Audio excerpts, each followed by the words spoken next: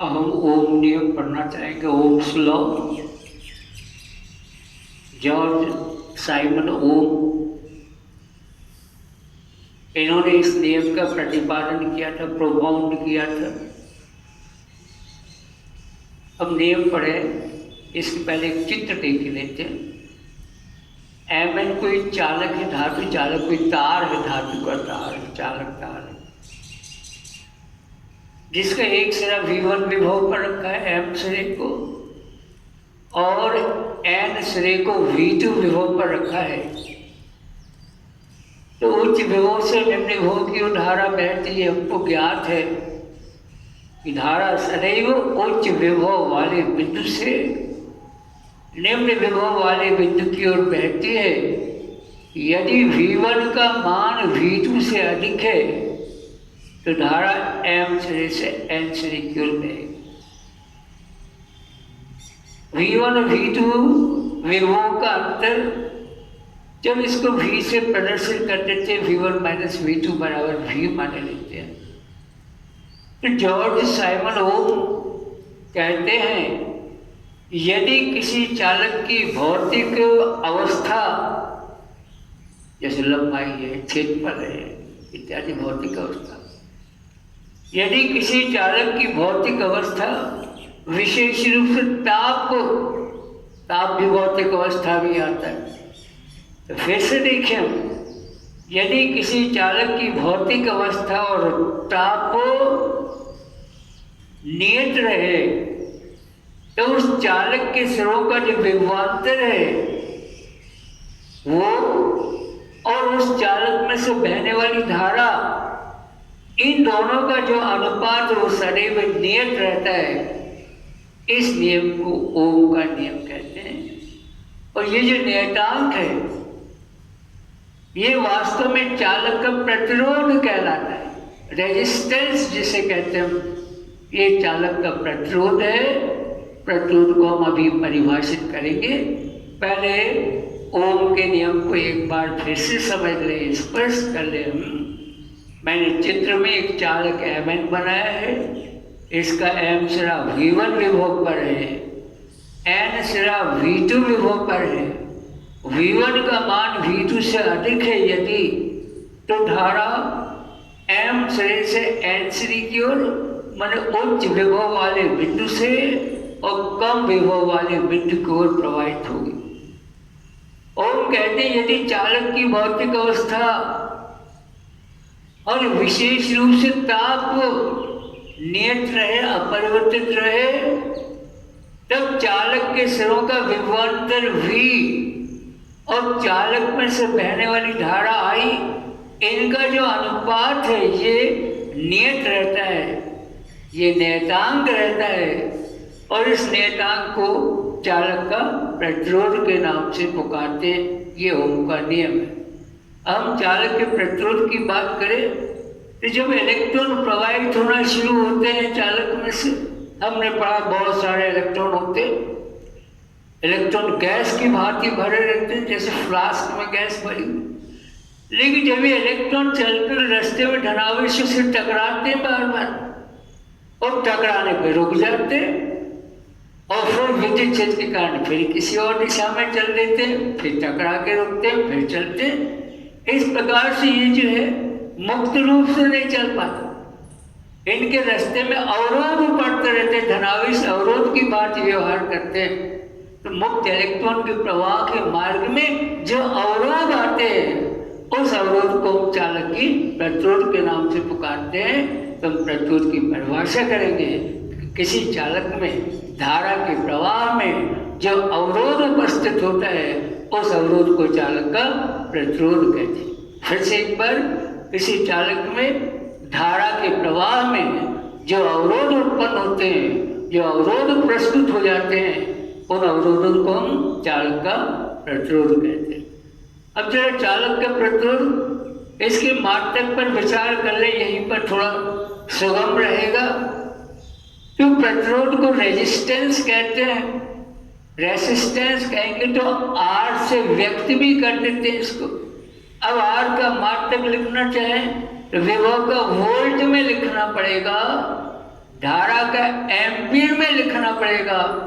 इसलिए प्रतिरोध का मात्रक प्रतिरोध जिसे आर का है उसका मात्रक वोल्ट प्रति एम्पियर होगा। ये वोल्ट प्रति एम्पियर ये जो इसका मात्रक होगा, और इसको हम जब ये साइमन ओम के सम्मान में, वैज्ञानिक के सम्मान में इसे ओम कहते हैं, और इस प्रकार के संकेत से इसको व्यक्त भी कर देते हैं। तो वोल्ट प्रति एम्पियर ये ओम कहलाता है, और ओम का संकेत यहाँ पर बना हुआ है। इस प्रकार के संकेत से ओम माने प्रतिरोध की मात्रा को व्यक्त कर दिया जाता है। हम ओम नियम एक ग्राफ की सहायता से भी देखना चाहते हैं। पहली बात तो ओम नियम की परिभाषा से हमको पता है कि उसके कुछ प्रतिबंध है, और प्रतिबंध है कि चालक की भौतिक अवस्था और विशेष रूप से ताप बदलना नहीं चाहिए, पहला प्रतिबंध।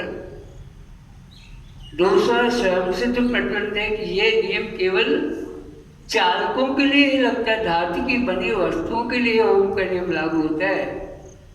अन्य जो अचालक है या सेमीकंडक्टर है उनमें ओम के नियम का पालन नहीं होता। तो दो बातें हमने देख ली।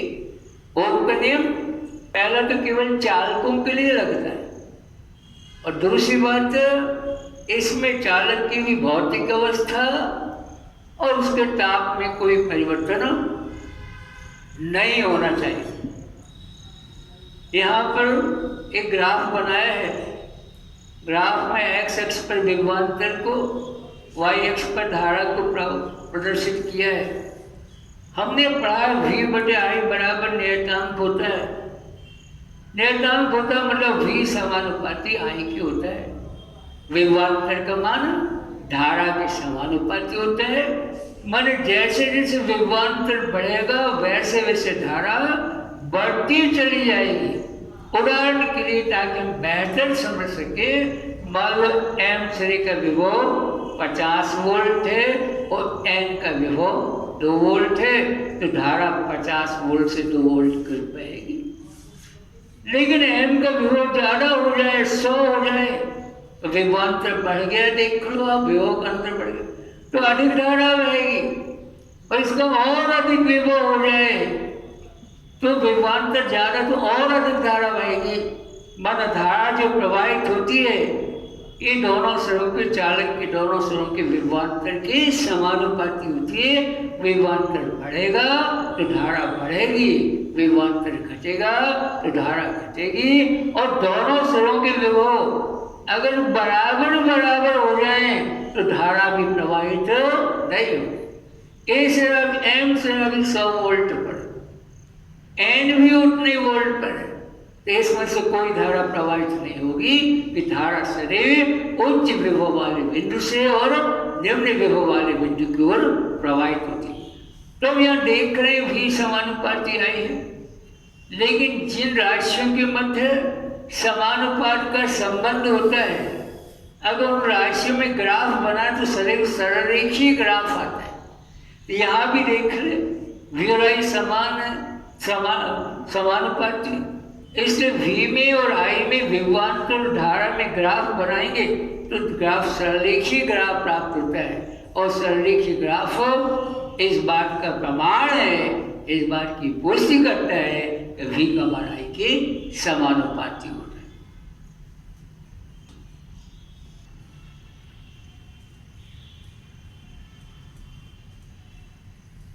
अब हम इलेक्ट्रॉन मॉडल के आधार पर ओम के नियम का निगमन करेंगे, डिराइव करेंगे Ohm's law on the basis of electron model. इसमें हम कुछ सूत्रों का प्रयोग करेंगे जो हमने पहले पढ़ लिया, फिर रिवीजन कर लेंगे उनका। विद्युत की तीव्रता E बराबर V बटे L और Q आवेश पर E तीव्रता के क्षेत्र के कारण लगने वाला बल F बराबर QE। यदि आवेश का द्रव्यमान m है और उस पर F बल लगेगा तो उसमें त्वरण उत्पन्न हो जाएगा। न्यूटन के गति के दूसरे नियम से वो बल F बराबर m है और ये गति का समीकरण v बराबर u प्लस at, इनका बीच बीच में हम इस्तेमाल करेंगे, इसलिए यहाँ पर पहले से लिख दिए। ये बार पहला ही बराबर v बटे l। जैसे चालक है m n, इसकी लंबाई l है, एक सिरे पर v1 विभव, दूसरे पर v2 विभव है। धारा तो तभी बहेगी जब विभवांतर होगा तो धारा बहेगी। यदि v1 का मान v2 से अधिक है तो इनका अंतर v1 माइनस v2 होगा, जिसे v से व्यक्त करे देते अपन v1 माइनस v2। अब L लंबाई के चालक के सिरों पर विभवांतर v1 माइनस v2 अर्थात v है, इसलिए एकांक लंबाई के चालक के सिरों पर विभवांतर v बटे L होगा। L लंबाई के चालक पर विभवांतर v, इसलिए एकांक लंबाई के चालक के सिरों पर विभवांतर v बटे L होगा।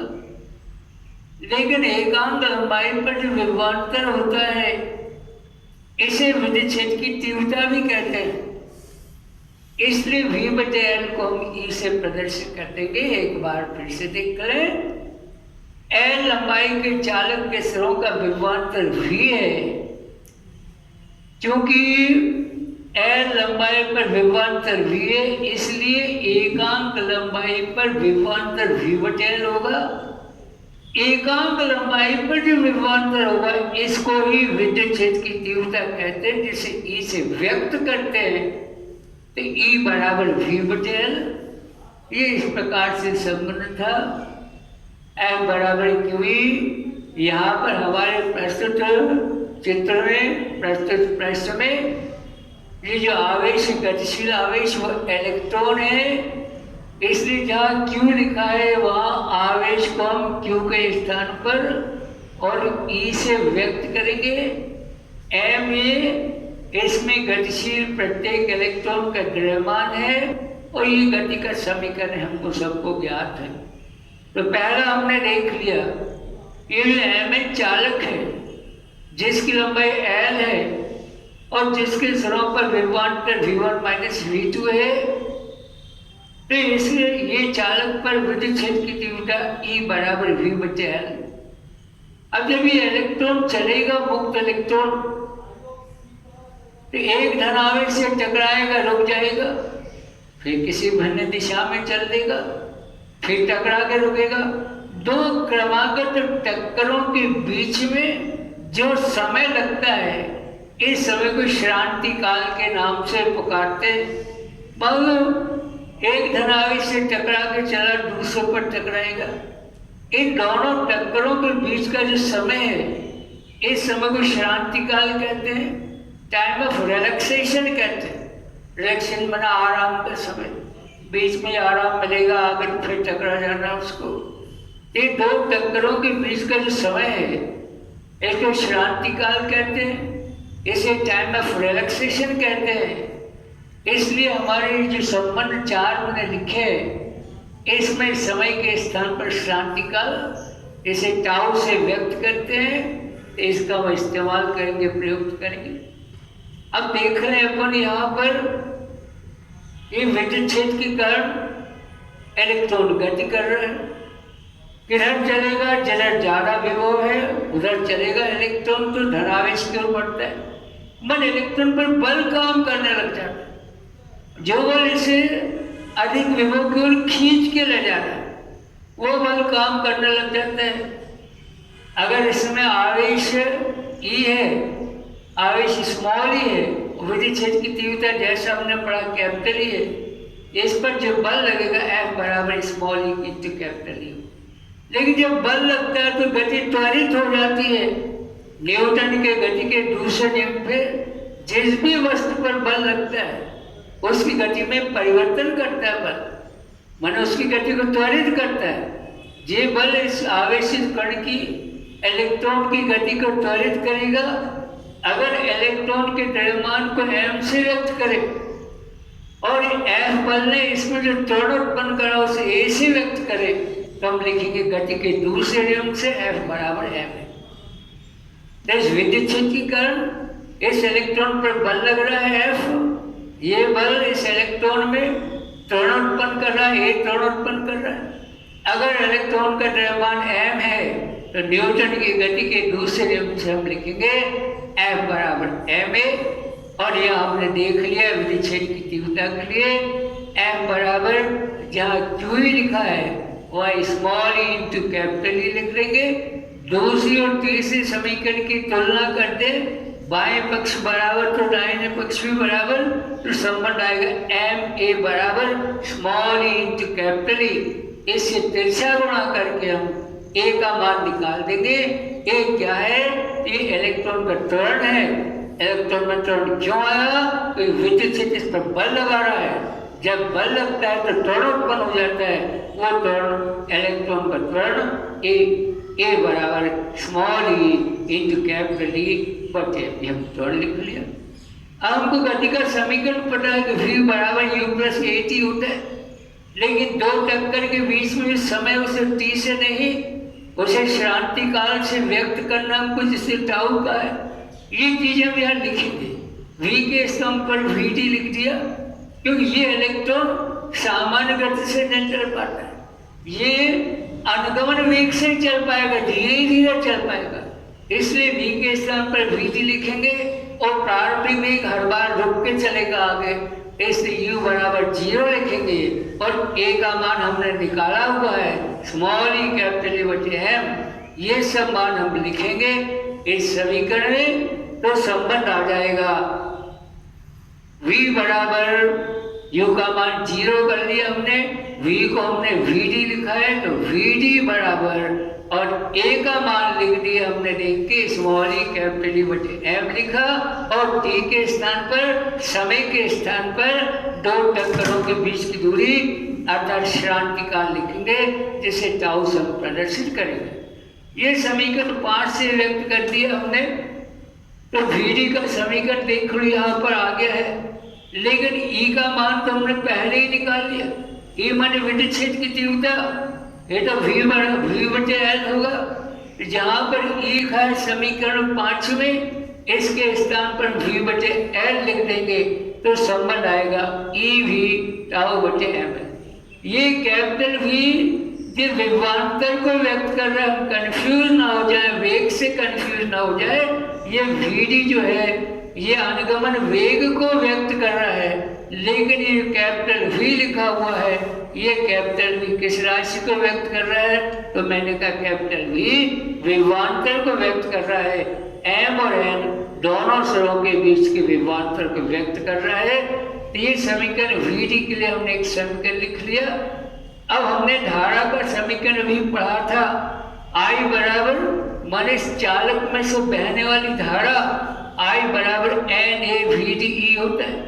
n इस चालक के प्रत्येक एकांक आयतन में इलेक्ट्रॉनों की संख्या है, a इसके अनुप्रस्थ काट का क्षेत्रफल है, vd अनुगमन वेग जो समीकरण 6 से व्यक्त करा हमने, और स्मॉल ई इलेक्ट्रॉन का आवेश है। तो समीकरण 6 से हम vd का मान लिखेंगे, तो इस समीकरण को हम इस रूप में लिख सकेंगे I बराबर एन ए और vd का मान लिखेंगे e v tau upon m l into e और ई का गुणा करेंगे e स्क्वायर हो जाएगा, और अब तिरछा गुणा करेंगे तो v के लिए व्यंजक आ जाएगा v बराबर एम एल इंटू आई बटे एन ए स्क्वायर टाउ। ये जो समीकरण आई है, इस समीकरण में m l upon n e square a tau ये नियत राशि है। ये नियत है तो समीकरण आएगा v बराबर आर आई। इस नियत राशि को r से व्यक्त करा हमने, तो v बराबर आर आई अथवा v समानुपाती आई। यही ओम के नियम का दिग्गमन।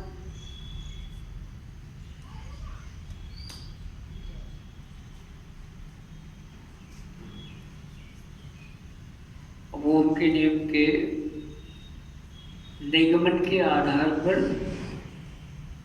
हम चालक के प्रतिरोध के बारे में कुछ बेहतर जानकारी प्राप्त कर सकते हैं। तो ओम के निगमन में हमने लिखा था चालक के सिरों पर विभवांतर V बराबर ml बटे में n(e²a टाउ और ऊपर I का गुणा था। तो ये जो संबंध था इसमें ml/n(e²a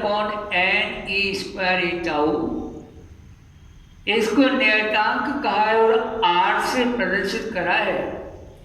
इस नियतांक R को ही प्रतिरोध के नाम से पुकारते। अब जब प्रतिरोध पर R पर हम बात करें तो हमने R को लिखा है ml/n(e²a टाउ के स्थान। इससे स्पष्ट है कि m तो इलेक्ट्रॉन का द्रव्यमान है जो बदल नहीं सकता किन्हीं भी परिस्थितियों में। E प्रत्येक इलेक्ट्रॉन का आवेश ये भी नियत रहता है 1.6 × 10⁻³ कूलाम। n ये चालक के प्रत्येक एकांक आयतन में इलेक्ट्रॉन की संख्या है, ये चालक पर निर्भर करती। जब तक चालक नहीं बदलेगा n का मान नहीं बदल सकता।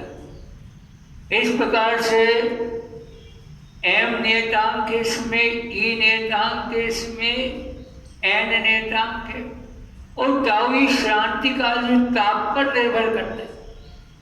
अगर ताप बढ़ेगा तो जल्दी जल्दी टकराने लग जाएगा इलेक्ट्रॉन।